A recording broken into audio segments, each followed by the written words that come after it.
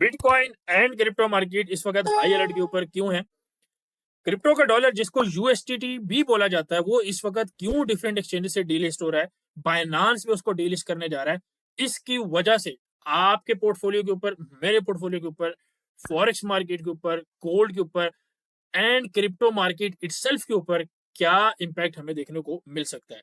और इसी से रिलेटेड किसी बंदे के ऊपर तीसरी दफा भी अटेम्प्ट होने जा रही है और वो भी शायद कामयाब ना हो। साथ साथ में इसी डिफरेंट इवेंट्स की वजह से हमें क्रिप्टो मार्केट के अंदर एक्सट्रीम वॉलेटिलिटी देखने को मिल सकती है। तो हमें कहाँ से बाय करना चाहिए, कहाँ से हमें सेल करना चाहिए, वो आप इस वीडियो में ज़रूर देखेंगे। साथ साथ आपको ये भी बताएंगे कि डिफरेंट जगह पे जो सीज फायर हुई थी वो भी ब्रेकआउट होने वाली है और उसकी वजह से भी जो चीज़ें रुकी थी वो दोबारा कंटिन्यू हो सकती हैं। इसके साथ साथ जापान के अंदर आपको इकोनॉमिक क्राइसिस देखने को मिल सकता है आने वाले वक्त में। और इस कमिंग वीक के अंदर ऑल दो हमारे पास हॉलीडेज हैं, लेकिन हमारे पास बेस्ट ट्रेडिंग डेज जो हैं वो थर्सडे और फ्राइडे के होंगे। आई होप हमें उसमें कुछ वॉलेटिलिटी मिले। अपार्ट फ्रॉम दैट आपको क्रिप्टो में एक्सट्रीम वॉलेटिलिटी मिलने वाली है। So be ready for it and welcome to Decrypters. Let's decode the markets. तो ये वीडियो बड़ी इंटरेस्टिंग होने वाली है। जैसा कि आपको लास्ट वीडियो में भी बताया था कि हमारे पास यूएस 10 ईयर जो है वो बुलिश है। और यहाँ पे मार्केट स्ट्रक्चर अगर देखा जाए तो यहाँ पे हमारे पास एक लो बना है, अगेन एक लो बना है, एक हाई एक्सपेक्ट किया जा रहा है, देन एक लो एक्सपेक्ट किया जा रहा है।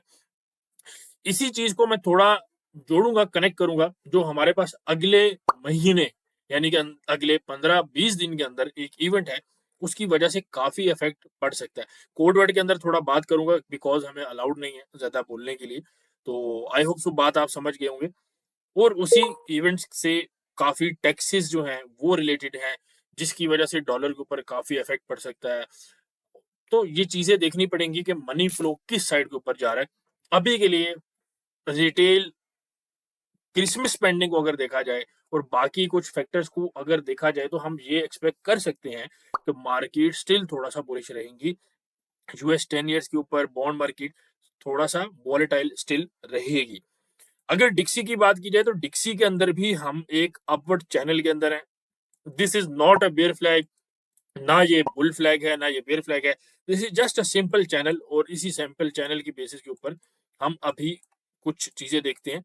लास्ट वीक में आपको यही बताया गया कि यहाँ पे कुछ सपोर्ट मौजूद है, लेकिन यहाँ पे अभी अगर आप देखें तो थोड़ा सा एक बुल फ्लैग यहाँ पे डेवलपिंग हो रही है। और मूविंग एवरेज अगर हम यहाँ पे लाए गए हैं, multiple moving average, just let me, ये आपके पास आ गई मल्टीपल मूविंग एवरेज।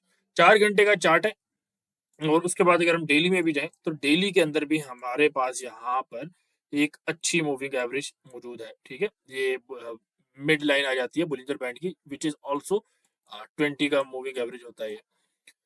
यहाँ पे भी तकरीबन ये बुल फ्लैग का बॉटम बन जाता है। यहाँ पे हमारे पास एक डिमांड जोन भी मौजूद है इसी जगह के ऊपर।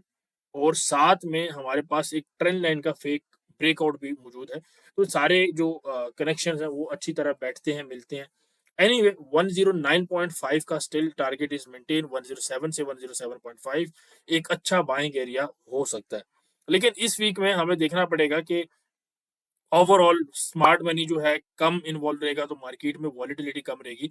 इस वीक में जो अच्छी ट्रेडिंग के दिन है वो हमारे पास फ्राइडे और थर्सडे बनेगा, बिकॉज इन दोनों दिन में हमारे पास डॉलर की न्यूज मौजूद है।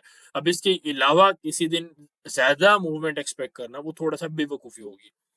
तो अपनी ट्रेड्स को लिमिटेड रखना है और इन दिनों को थोड़ा सा ज्यादा पैसा लगाना है, तो वो ज्यादा फायदेमंद होगा। इसी तरह अगर एरो यूएसटी जीबीपी यूएसटी को देखा जाए तो वीडियो थोड़ा सा शॉर्ट रखना है, क्योंकि मार्केट्स के अंदर ज्यादा वॉलेटिलिटी नहीं है।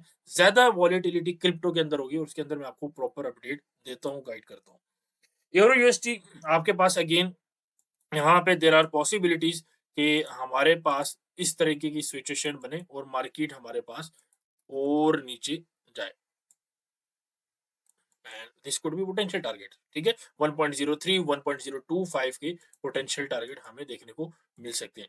जीबीपीएसटी ऑलमोस्ट आपके पास रेंजिंग है और ये ranging Wyckoff accumulation distribution method के according this is the bearish range और बेरिश स्ट्रक्चरल कंसोलिडेशन फॉर्मेशन यहाँ पे हो रही है।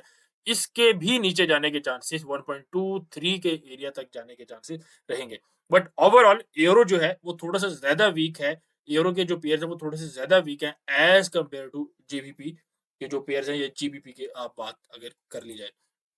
ऑयल की लास्ट वीक में आपको यही बताया था कि ये बुल फ्लैग है, इसको ब्रेक हो सकता है। देयर आर पॉसिबिलिटीज़ हम 72 टच करें बिफोर गोइंग डाउन साइड। अभी भी जो ऑयल है वो तकरीबन रेंज के अंदर है। अगर आप इसके दूसरे चार्ट के अंदर जाएँगे तो वीकली में आप देखेंगे आपके पास रेंज बनी हुई है 4 घंटे में, ठीक है? तो बेसिकली ये ट्रेंड लाइन है। अच्छी जो सपोर्ट या रेजिस्टेंस है या अच्छी जो बाइंग और सेलिंग है हमारे पास, वो इन लेवल से आएगी। ऑयल के लिए जो हमारे पास लेवल है वो 73.4 से लेके 74.4 और इसी तरह तकरीबन 67.8 से लेके 68.3 का लेवल जो है वो बाइंग का एक रह सकता है। ये बाइंग कुछ ज़्यादा शायद ना दे, ठीक है? सेलिंग वाली साइड के ऊपर ही हम इंक्लाइन होंगे, लेकिन ऊपर से प्रॉपर एरिया से, ठीक है? अच्छा इसके अलावा जो ऑयल का 2 एरियाज़ और लगे हैं जो पुराने पिछले चार्ट में वो ये हैं आपके पास। ये एरिया स्टिल वैलिड है 75.8 से 74.79 और स्कैल्पिंग का ये एरिया भी आप इसको कंसीडर कर सकते हैं फ्यूचर के अंदर, ठीक है? इसके अलावा अगर बात की जाए थोड़ा-सा बिटकॉइन के ऊपर, थोड़ा-सा क्रिप्टो मार्केट्स के ऊपर, तो बिटकॉइन को अगर देखा जाए, तो बिटकॉइन के अंदर USDT USDT one of the pairs जो आपकी सारी क्रिप्टो मार्केट की बैकिंग है और इस पेयर की स्पेसिफिकली जो बैकिंग है वो डॉलर से 1 टू 1 बैकिंग है। लेकिन मसला ये है कि इस करेंसी के अंदर कभी भी आज तक ऑडिट्स नहीं हुए और ऑडिट्स ना होने की वजह से ये यूरोपियन जो रेगुलेशंस हैं उनके साथ फिट इन नहीं बैठ रहा है, कंप्लायंस नहीं कर रहा। बेसिकली एक रेगुलेशन है which is called mica MICA, ठीक है? माइका भी आप इसको बोल सकते हैं, मीका भी बोल सकते हैं, व्हाटएवर यू प्रोनाउंस इट। लेकिन इस रेगुलेशन के ऊपर पूरा ना उतरने की वजह से यूएसडीटी ये चाह रहा है कि हम अपने आप को डिलिस्ट कर दें और कल 30th ऑफ दिसंबर को जितनी भी यूरोपियन एक्सचेंजेस है वहां सबसे ये डीलिस्ट हो जाएगा। कॉइनबेस भी इसको डीलिस्ट करने जा रहा है। इसके अलावा बाइनांस की भी पॉसिबिलिटी है। अगर वो भी डीलिस्ट कर देता है तो बहुत अच्छी मूवमेंट आपको क्रिप्टो मार्केट में देखने को मिलेगी एंड ऑफ कोर्स वो मूवमेंट आपको नीचे वाली साइड के ऊपर देखने को मिलेगी रेदर देन ऊपर वाली साइड के ऊपर। लेकिन ये न्यूज़ पिछले 2 महीने अक्टूबर 4 से ये न्यूज़ सर्कुलेट कर रही है मार्केट में। तो देयर इज़ पॉसिबिलिटी कि मार्केट ने इसका इफेक्ट लिया हो। लेकिन अगर बाइनांस करेगा तो आई एम श्योर कि मूवमेंट हमें देखने को मिलेगी और बहुत क्विक मूवमेंट्स आपको देखने के मिलेंगे, ठीक है? बिटकॉइन के नीचे के जो टारगेट्स हैं वो 84,000 और फिर 73,000 है। देयर आर पॉसिबिलिटीज़ कि मार्केट क्विक एक वीक 84-85 पे पैनिक सेलिंग के तौर के ऊपर लगाए और उसके बाद दोबारा 1,10,000 1,20,000 तक मार्केट जाए और उसके बाद हम एक मे बी इन फ्यूचर एक डाउन साइड के टारगेट देखें। इसके अलावा अब क्योंकि हमारा पैसा जो है वो क्रिप्टो के अंदर है, फॉरेक्स के अंदर है, यूएसडीटी के अंदर है। तो काफ़ी लोगों के क्वेश्चन थे कि यूएसडीटी के अंदर जो है अगर ये मसला आता है, तो हमारी जो क्रिप्टो की बैलेंस पड़े हुए हैं फॉरेक्स अकाउंट्स में, उनमें आपको देखिए कोई मसला नहीं आएगा क्योंकि वो बैलेंसेज़ हैं आपके पास डॉलर के अंदर। जब आप एक बाइनांस से या किसी भी प्लेटफ़ॉर्म से अपने फॉरेक्स अकाउंट में पैसे डालेंगे, वो जाते हैं यूएसडीटी टू यूएसडीटी। लेकिन जैसे ही आप ट्रेडिंग अकाउंट के अंदर उनको फंड करेंगे, वो यूएसडीटी कन्वर्ट हो जाता है डॉलर के अंदर, ठीक है? तो आप उस साइड पे सेफ हैं। इसमें अगर आपके पास किसी भी प्लेटफ़ॉर्म के अंदर यूएसडीटी के अंदर होल्डिंग पड़ी है, तो वो ऑफ कोर्स आप डॉलर के अंदर फ़िल वक़्त आप उसको कन्वर्ट करके रखें। बाइनेंस के अंदर हो सकती है किसी भी पेयर में, आप उसको यूएसडीसी में किसी और पेयर में आप उसको कर सकते हैं, ठीक है? इसके अलावा अगर किसी बंदे ने यूएसडीटी होल्ड किया हुआ है, तो वो लीगली होल्ड अगर किसी बंदे को यूरोप में है, वो चाहता है कि लीगली लीगली आप होल्ड कर सकते हैं, लेकिन एक्सचेंज पे जब आप कोई चीज़ लिस्ट करते हैं, उसकी रेगुलेशन या उसके रूल्स और होते हैं, अगर आप वो फुलफिल नहीं कर रहे, तो आपके पास लीगल एक्शन हो सकते हैं, तो बेसिकली उसको अवॉइड किया जा रहा है। एक चीज़ और कंसर्निंग है कि टेथर ने जब भी वो प्रिंटिंग करता है, बेसिकली वो प्रिंटिंग करते हैं और जब भी प्रिंटिंग करते हैं बिटकॉइन में पम्प्स डंप्स आपको देखने को मिलते हैं। मोस्टली पम्प्स ही देखने को मिलते हैं। कुछ हफ्तों से बेसिकली 8-10 दिन, 2 वीक आप समझ लें, उन्होंने मिंटिंग नहीं की, प्रिंटिंग नहीं की। क्रिप्टो करेंसी की टर्म में प्रिंटिंग को ही मिंटिंग बोला जाता है। तो वो मिंटिंग, प्रिंटिंग नहीं हुई, जिसकी वजह से एक पंप जो है आप अगर एक्सपेक्ट कर रहे हैं बिटकॉइन में, तो वो भी थोड़ा-सा देखने में दिक्कत परेशानी हो सकती है और वैसे भी बिटकॉइन टेक्निकली जब तक 1 लाख से नीचे है, हम इसको थोड़ा-सा बेयरिश ही देखेंगे। बेरिश क्यों देखेंगे, थोड़ा सा इसको देख लेते हैं। अगर इसको ओकेएक्स वाले चार्ट में किया जाए और यहाँ पे हमारे पास एक ट्रेंड लाइन देखने को मिल रही है, ठीक है, जो यहाँ से हमारे पास मार्केट नीचे आई, all good. Now there are possibilities के मार्केट हमारे पास ऑल द वे यहाँ तक भी आए, ठीक है। इसकी दो रीजंस हैं। फर्स्ट ऑफ ऑल, ये हमारे पास प्रीवियस हाई तक कंसोलिडेशन थी, यहाँ तक मार्केट्स देखने को हमें मिल सकती हैं ऑलमोस्ट, ठीक है। 66 का एरिया और 73 का एरिया, ठीक है। ये ऑलमोस्ट बेसिकली एरियाज चेंज हो सकते हैं डिपेंड ऑन द पोजीशंस और अदर फैक्टर्स एज वेल। बाकी अगर आप यहाँ पे डेली में देखेंगे तो आपको एक हेड एंड शोल्डर भी देखने को मिल रहा है, ठीक है, और साथ साथ यहाँ पर आपको एक बेरिश फ्लैग भी देखने को मिल रहा है। तो बेरिश साइंस काफी ज्यादा मौजूद हैं हमारे पास, और ये वाला जो बेरिश फ्लैग है ये अभी हमारे पास मिड लाइन से भी ऊपर नहीं जा सका। तो 97 98 एक अच्छा एरिया सेल का हो सकता है दोबारा, अगर मार्केट आपको इन केस अपॉर्चुनिटी देती है तो। And this is valid for all other cryptos as well, ठीक है, यानी कि वो भी बेरिश साइड के ऊपर ही होंगे। अच्छा, इसके अलावा जेपीवाई पेयर्स की बात कर लेते हैं। जेपीवाई पेयर्स ऑलमोस्ट तकरीबन सारे हम इसको बुलिश ही देख रहे हैं। फॉर एग्जांपल यूएसटी जेपीवाई, इसका मैं आपको न्यू सेलिंग का एरिया बता देता हूँ। सेलिंग का एरिया हमारे पास इसमें है 159 से 161। एक अच्छी सेलिंग यहाँ पे देखने को, या एक अच्छी करेक्शन एटलीस्ट टाइम बिग देखने को हमें मिल सकती है। इसके अलावा हमारे पास ऑस्ट्रेलियन जेपीवाई के जो सेलिंग का एरिया है वो 98.4 से 98.9, ये हमारा बेसिकली बाय का टीपी भी है और हमारे पास सेलिंग का एरिया भी है। और इसी तरह एरो जेपीवाई, उसके अंदर भी आप 166 168 तक आप मार्केट को देख सकते हैं, और हमें फर्दर वहां से हमें एक सेलिंग देखने को मिल सकती है, ठीक है। तो बेसिकली ये बाइंग के टीपीस भी हैं और सेलिंग की एंट्रीज भी हैं। इसके अलावा अगर गोल्ड को देखा जाए, गोल्ड के अंदर काफी लोग इंटरेस्टेड हैं। गोल्ड जो है, देखिए, अब पावल की एक स्टेटमेंट आती है कि बिटकॉइन के अंदर मनी इनफ्लो हो रहा है, क्रिप्टो के अंदर हो रहा है, गोल्ड से निकल रहा है, ऑल गुड, अच्छी बात है। लेकिन अब अगर क्रिप्टो से मनी जाता है तो वो कहाँ पे जाएगा? दो एरियाज हमारे पास एक स्टॉक्स हैं, एक सेफ हेवन एसेट्स हैं। तो देयर आर पॉसिबिलिटीज के मार्केट में पैसा इस वक्त डॉलर के अंदर जाए मेरे हिसाब से, ठीक है। बिटकॉइन के अंदर, क्रिप्टो के अंदर भी जा सकता है, गोल्ड के अंदर भी जा सकता है, लेकिन मेरे हिसाब से शायद ज्यादा पॉसिबिलिटीज डॉलर के अंदर है, क्योंकि मैं फिलहाल गोल्ड को स्टिल बेरिश देख रहा हूँ। वन ऑफ द रीजंस 2664, यानी कि 2664 से लेके 2675 एक अच्छा सेलिंग का एरिया हमारे पास बन रहा है गोल्ड के अंदर। बाइंग जो है 2538 से 25 10 तक का एरिया आप कर लें, ठीक है। 2510 से 2533 2538, ठीक है, ये एरिया बाइंग का है।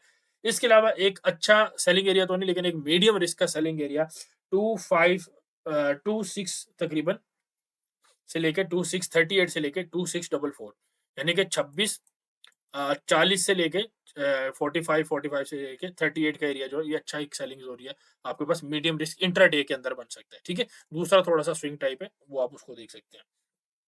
अच्छा, द रीजन गोल्ड के अंदर मूवमेंट कम है, क्योंकि अभी हमारे पास रिसेंटली आपको देख पता है कि सीज फायर्स हमारे पास हुए हैं, और डॉलर के अंदर काफी ज्यादा स्ट्रॉन्ग मोमेंटम देखा गया है, वो भी बेरिश किया गोल्ड को। इन्फ्लेशन स्टिल हाई है, उस वजह से भी गोल्ड के ऊपर प्रेशर है। इसके साथ साथ हमारी जो डिफरेंट वॉर चल रही थी, वहां पे भी काफी कमी या एटलीस्ट स्टेबिलिटी देखने को मिली है, या कुछ न्यू न्यूज देखने को हमें नहीं मिली। तो ये डिफरेंट फैक्टर्स हैं जिसकी वजह से गोल्ड के ऊपर जो है बुलिश इफेक्ट थोड़ा सा कम है। इसके साथ साथ अगर आप देखेंगे ट्रेजरीज और बाकी चीजें देखेंगे तो वो भी आपको आराम से पता चल जाएगा। गोल्ड के अंदर भी हमारे पास यहाँ पे एक हेड एंड शोल्डर अगर आप देखेंगे बना है, ठीक है, प्रॉपर नहीं बना but you can consider it. इसके अलावा यहाँ पे एक बेरिश पेनेट भी आपको देखने को मिल रहा है, ठीक है। यहाँ से हम लाइंस कनेक्ट करेंगे, ठीक है, और उसके बाद हम सिर्फ इस एरिया को लेंगे, ठीक है। सो वी नो कि हमने एक प्रॉपर एरिया जो है वो कनेक्ट करा है, ठीक है। यहाँ पे अगर आप देखेंगे तो ये रिजेक्शन बेसिकली आप इसको देख सकते हैं, जो कि ऑलमोस्ट एक एरिया मैंने आपको बताया है। ऑफ कोर्स ये एरिया जैसे टूटेगा तो हम नीचे वाली साइड के ऊपर जा सकते हैं, और देयर आर पॉसिबिलिटीज कि ये एरिया तोड़कर मार्केट 36 38 का एरिया लगाए, और जो मैंने आपको एरिया बताया वहां से हमारे पास बाइंग एक अच्छी तौर पे निकल सकती है। तो ओवरऑल एक ये वीकली वीडियो है, इसके अंदर हमारे पास फंडामेंटल्स ऐसा कुछ है नहीं, ISM नंबर्स और अनएम्प्लॉयमेंट क्लेम्स के अलावा। बाकी जो डेटाज हैं ऑलमोस्ट नॉन रिलेटेड डेटाज हैं और हॉलीडेज हैं। क्रिप्टो का फियर एंड ग्रीड इंडेक्स अगर चेक किया जाए तो ये भी 73 के ऊपर है, यानी कि अभी भी ग्रीड मौजूद है और मार्केट के अंदर एक शेक आउट अच्छा खासा देखने को मिल सकता है, जैसा कि मैंने आपको बताया। तो मैं आपको सजेस्ट ये करूंगा कि स्मार्ट मनी जो है वो 5 तारीख 7 तारीख को वापस आएगी, और क्योंकि हमारे पास अगले 15-20 दिन के अंदर एक ऑफिस वाला इवेंट भी है, उस वजह से वो स्मार्ट मनी थोड़ा सा डिले हो सकता है। तो हमें अगले हफ्ता 2 हफ्ते इवन 3 हफ्ते तक भी अच्छी मूवमेंट क्रिप्टो के अंदर ज़्यादा मिलेगी एज़ कंपेयर टू गोल्ड और इन पेयर्स के अंदर। क्रिप्टो के साथ-साथ हमें जो यूएस के स्टॉक्स हैं, उनके अंदर भी एक अच्छी मूवमेंट देखने को मिल सकती है। तो उनमें ट्रेड करें और बेयरिश साइड के ऊपर। प्रॉपर जो यूएस स्टॉक्स को है नेक्स्ट वीडियो में कवर किया जाएगा। आई होप सो उसमें हमारे पास क्लैरिफिकेशन या एक पॉइंट ऑफ व्यू ज़्यादा बेहतर होगा। वीडियो अगर आपको पसंद आई है तो इसको लाइक करें, कमेंट करें, शेयर करें और अपने दोस्तों को ज़रूर इनवाइट करें। टेक केयर, अल्लाह हाफ़िज़।